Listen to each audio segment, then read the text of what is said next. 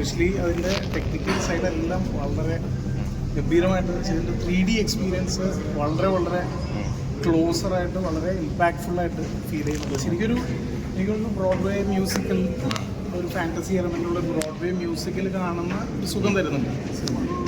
അപ്പോൾ അതൊരു മലയാളത്തിന് ഇല്ലാത്ത തരത്തിലുള്ളൊരു അനുഭവം തരുന്നൊരു സിനിമയായിട്ട് മലയാളികളെ കാണണമെന്ന് എനിക്ക് ഭയങ്കര വലിയൊരു റിക്വസ്റ്റ് ഉണ്ട്.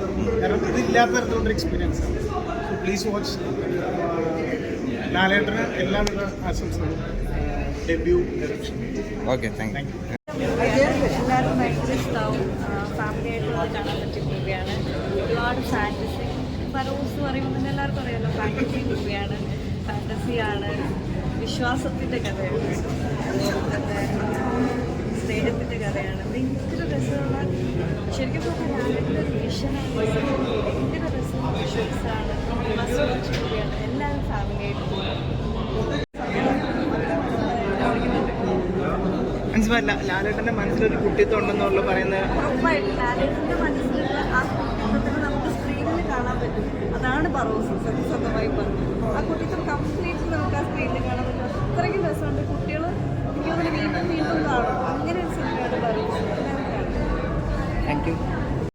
നിലയിൽ എങ്ങനെയായിരുന്നു? അല്ല, അങ്ങനെയല്ല, ലാലേട്ടൻ കമ്പനിയാണ്. അടിപൊളി, നല്ല അടിപൊളിയാണ്. കളിക്കുന്ന എല്ലാം പറഞ്ഞായിരുന്നു. ഓപ്പണാ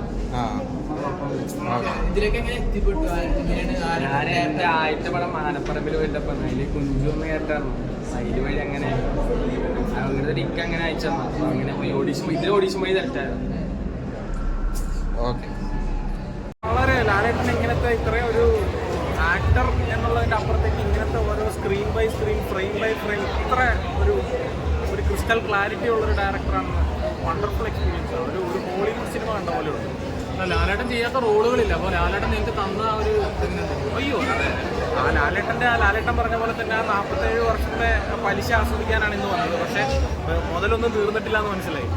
മുതൽ ഇനിയും ഡെപ്പോസിറ്റാണ്. ഇനിയും വരേണ്ട സിനിമ അല്ലേ. ഒരുപാട് മുതലുള്ള ആളാണെന്ന് മനസ്സിലായി. ഗംഭീരം.